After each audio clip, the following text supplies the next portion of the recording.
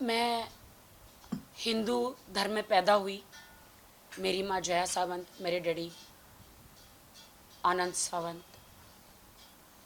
फिर मेरी माँ जो है जीसस में बिलीव करने लगी। हम लोग बॉर्न क्रिश्चियन तो नहीं है, लेकिन माँ के साथ पूरा पूरा घराना जुड़ा रहता है। जैसे माँ बिलीव करने लगी तो मैं भी बिलीव करने लगी। तो हिंदू से जीसस में बिलीव करने लगी। शादी मेरी एक मुस्लिम लड़के से हुई। तो शादी निकाह होने के बाद क्या मेरा फ़र्ज़ नहीं बनता है कि मैं इस्लाम धर्म की रिस्पेक्ट करूं, मैं नमाज पढ़ूं? पति ने जो मुझे निकाह जब कराते हैं, कबूले के साथ साथ ला इलाहा इल्लल्लाह मोहम्मद रसूल अल्लाह वो पढ़ाते हैं, तो क्या मैं नमाज ना पढ़ूं?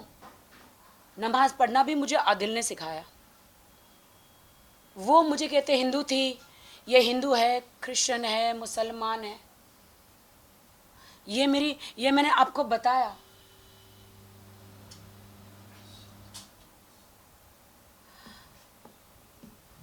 मैं शौक हूँ।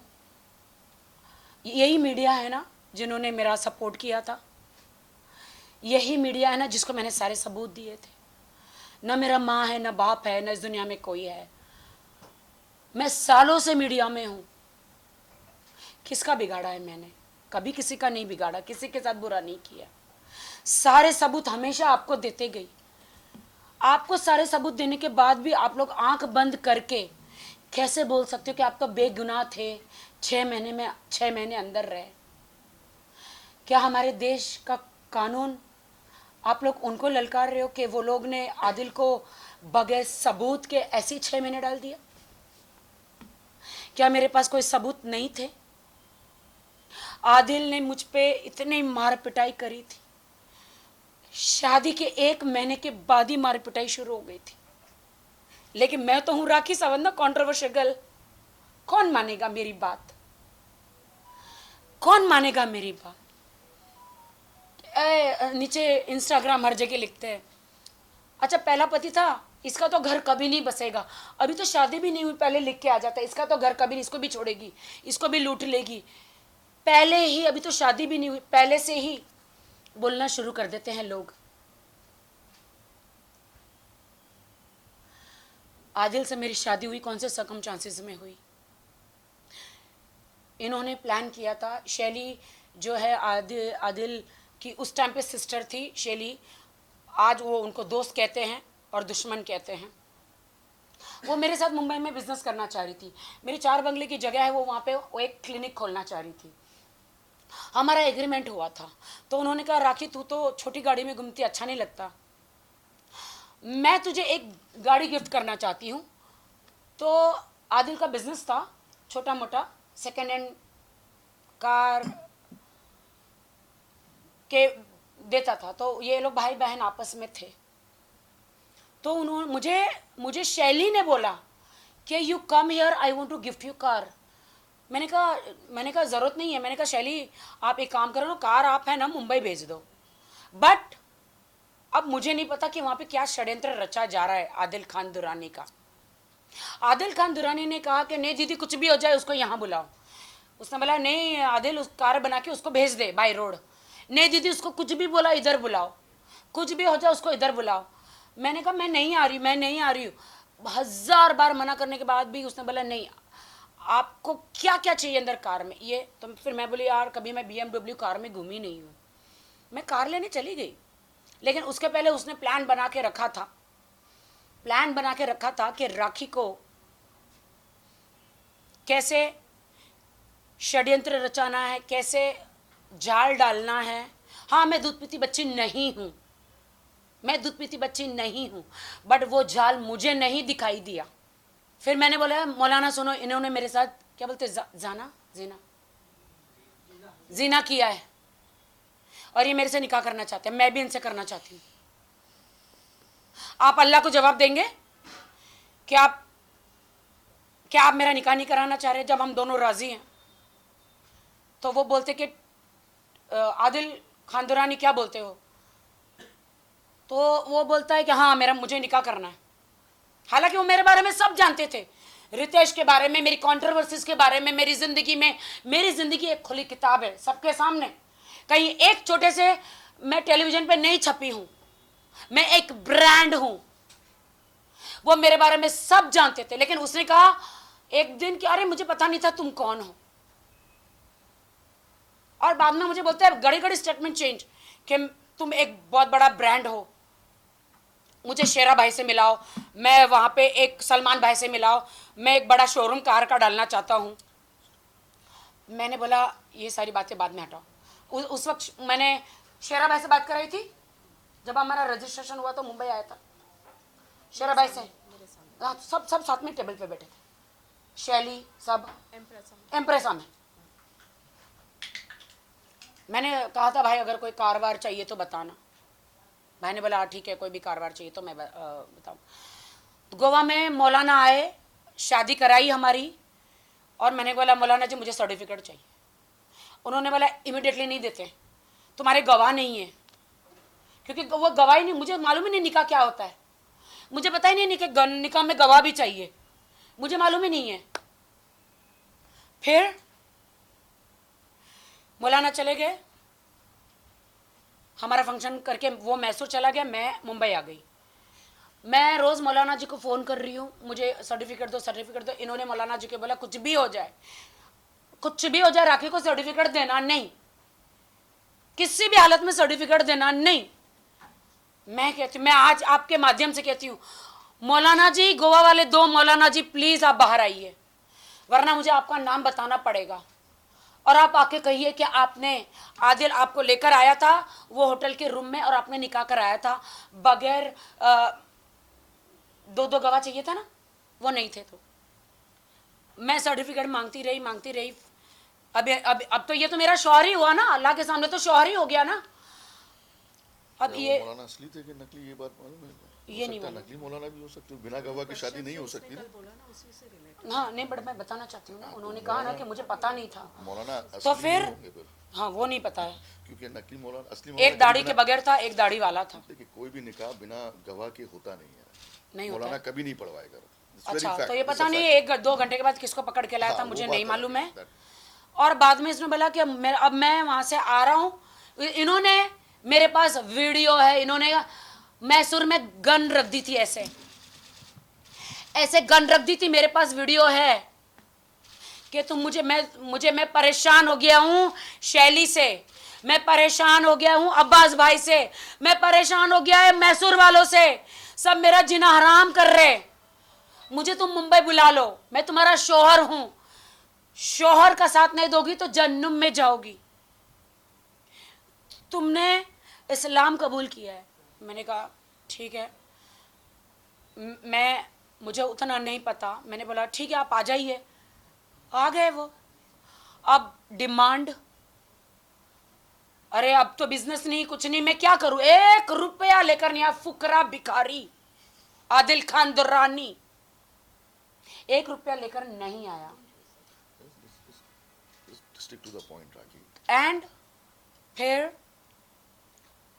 मैंने कहा नहीं, मैंने कहा मुझे सर्टिफिकेट तो दो शादी का। इन्होंने इनकी एक आंटी रहती है यूके में, कि इन्होंने शादी किया, ये किया। बोलते नहीं नहीं नहीं, हम तो मानते ही नहीं, तुम तो कुछ भी नहीं हो, मानते ही नहीं है, हम तो मानते ही नहीं इस शादी को। एंड देन फिर मैंने बोला मैं आपको एक पैसा अभी नहीं दे सकती बिजनेस में, मुझे बिजनेस के लिए पैसा दो। नहीं दे सकती। मैंने कहा शादी का सर्टिफिकेट नहीं, तो एक काम करो, ठीक है काम करते यहाँ पे शादी करते। मैं बोला आप मुसलमान हो, अगर मेरी एक बार निकाह हो गया तो दोबारा कैसे होगा। तो बोलते नहीं, वो लोग वो जो मौलाना है वो जवाब नहीं दे रहे, छोड़ दो। फिर मैंने फाल्गुनी को बोला फाल्गुनी मेरा निकाह इनसे करा दो। फिर फाल्गुनी ने गवाह सब लेकर आके मेरा निकाह कराया और मेरा उनके साथ कोर्ट मैरिज कराया। आदिल को सब मालूम था, रोज हमारे 1 महीना रोज वीडियो कॉल पे बात होती थी। हाँ उसको मालूम था, उसको पता था कि मैं उससे बड़ी हूँ 7 साल। उसने कल 19 साल बोला है, 7 साल उसको मालूम था। वो तब प्यार की बातें करता था, कहता था कि हमारे में सुन्नत है बड़ी औरत से शादी करना। मैंने कहा नहीं नहीं नहीं, मुझे प्रॉब्लम है, मैं अभी अभी रितेश मेरे से अलग हुए, बिग बॉस से बाहर आए, प्रॉब्लम है, मैं डिप्रेशन में खुद ही हूँ। मेरे साथ बहुत ये हुआ, अरे छोड़ो सब छोड़ो, हम प्यार करेंगे, हम नई जिंदगी बचाएंगे, जैसे कि निक और प्रियंका है वैसे तुम और मैं 30 साल का हूँ, मैं ये हूँ, मैं वो हूँ, बहुत सारा प्यार में पूरा फंसाया मुझे। अब इससे इससे बड़ा प्रूफ तो मैं नहीं दिखा सकता। ये देश का वीजा का एंट्री है, देश में इंटर होने का एंट्री है, ठीक है, पहला। दूसरी बात कि अगर वो प्रूफ कर दे, मैं इतने लोगों के सामने, मैं क्षत्रिय हूं, मैं इतने लोगों के सामने मैं बोल रहा हूं, अगर वो प्रूफ कर दे कि मैं होटल में राखी के साथ था, यूके में था, कभी राखी से मिला हूं उस दौरान, तो मैं थूक के चाटूंगा यहाँ पे सबके सामने, सबके सामने, और जूते से अपने को मारूंगा सबके सामने। बट अगर ये प्रूफ नहीं कर पाया, ये प्रूफ नहीं कर पाया, तो मैं लीगल इस पर एक्शन सब पूछिए, लूंगा सब और पूछिए, इसको बहुत समय जेल है। वापस भिजवाऊंगा। पूछो। पूछिए। रितेश रितेश, सवाल ये है कि कल आदिल ने अपने प्रेस कॉन्फ्रेंस में कहा है कि आपने जब आदिल और राखी की शादी होने वाली होती है उसके पहले आप आदिल को कॉल कर कर उन्हें समझाते हैं कि वो राखी से शादी ना करे, क्योंकि राखी ने आपके भी काफी सारे पैसे लूटे हैं। तो क्या आपने कॉल किया था, क्या आपने उन्हें वार्न किया था? ये बात सच है या नहीं? मैंने ये बातें सही है, मैंने उसको कॉल किया था, उसने कॉल किया था, एक्चुअली मैंने राखी को कॉल किया था और राखी से उसने कॉल पिक कर लिया था, वो बातें पूरी नहीं बताया।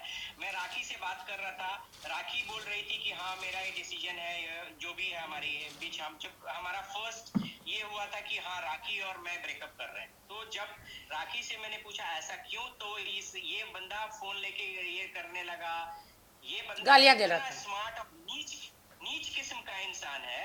मैं आपको ओपनली बोल रहा हूँ, मेरा कोई इससे कोई पर्सनल ग्रजेस नहीं है, बट ही इज रियली नीच। उस कोर्ट में अपने हाँ, मैं मुझे कुछ कहना है, एक मिनट। पहली बात, 6 महीना जेल में रहकर आए, क्या दुनिया को इतना नहीं पता कि वो जो 6 महीना जेल में रहे वो राखी सावंत के लिए नहीं रहे? राखी सावंत के लिए नहीं रहे हैं वो, उनकी ईरानी गर्लफ्रेंड ने, उन्होंने वहां पे उन पे रेप का केस लगाया है, मेरे लिए नहीं रहे वो। मेरे लिए यहाँ 22 दिन थे, जो मुझे मारा था, मुझे टॉर्चर किया था, मैंने क्या देखा था?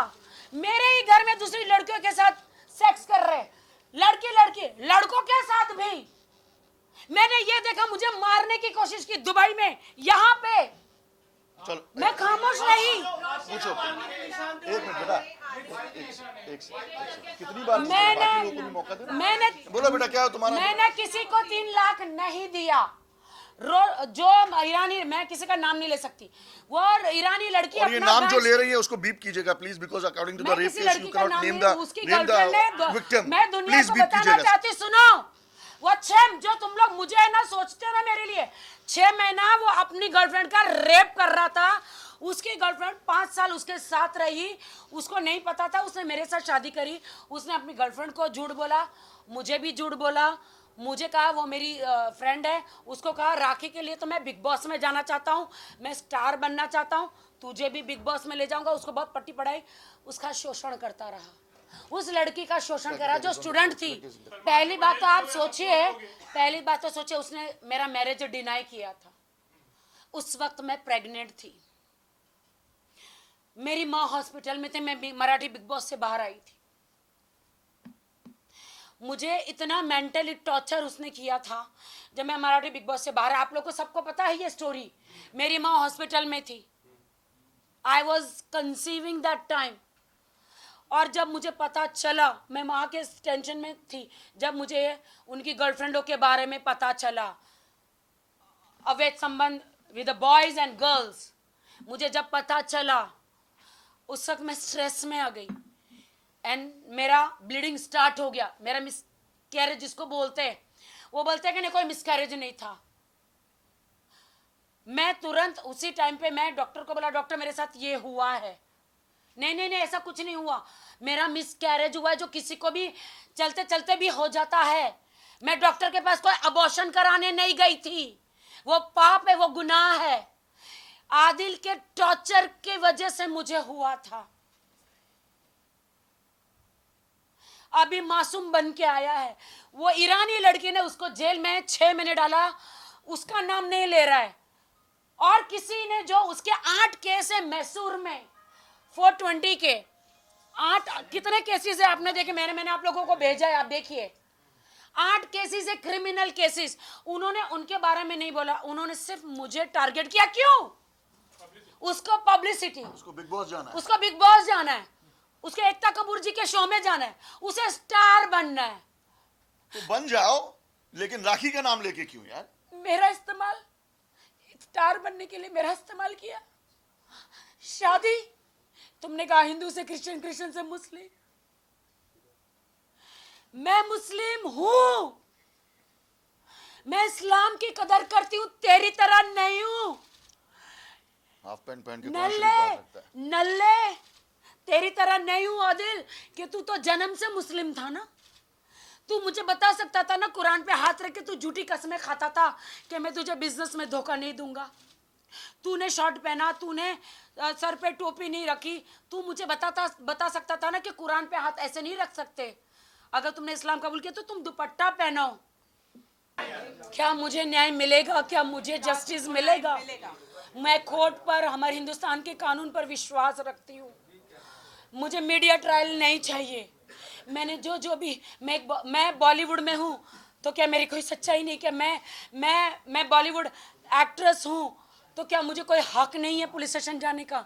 मेरे साथ गलत हुआ है, आदिल खान दुरानी ने किया है, मुझे इतना मारा पीटा टॉर्चर किया है शादीशुदा जिंदगी में, उनके इतने अफेयर्स रहे हैं, मैं इतना सारा हुआ है, लेकिन मैं कभी सामने नहीं आई। लेकिन जब मेरी माँ के साथ जब बुरा हुआ तब मैं आई हूँ सामने।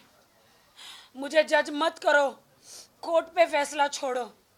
क्या मैसूर पुलिस के पास कोई सबूत नहीं? अगर है, अगर नहीं होगा तो क्या इसको ऐसे जेल में डाल दिया? उस लड़की ने कुछ तो वीडियो दिए होंगे। अभी तो आपने मेरे वीडियो दिए देखे नहीं है, जो आदिल ने 45 ए पानी ला।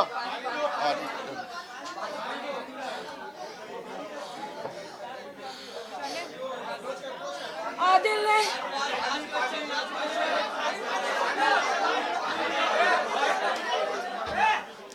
साइलेंस, मुझे बोलना ही है, मुझे बोलना है। आदिल ने मेरे न्यूड वीडियो, आदिल खान दुरानी मेरे हस्बैंड, उसने मेरे न्यूड वीडियो 50 लाख 47 लाख में मेरे हनीमून के टब में बैठी हूँ, बाथरूम में नहा रही हूँ, उनके साथ बिस्तर में हूँ, सारे वीडियो शूट कर करके एक अरब को बेचे। किसको बेचे?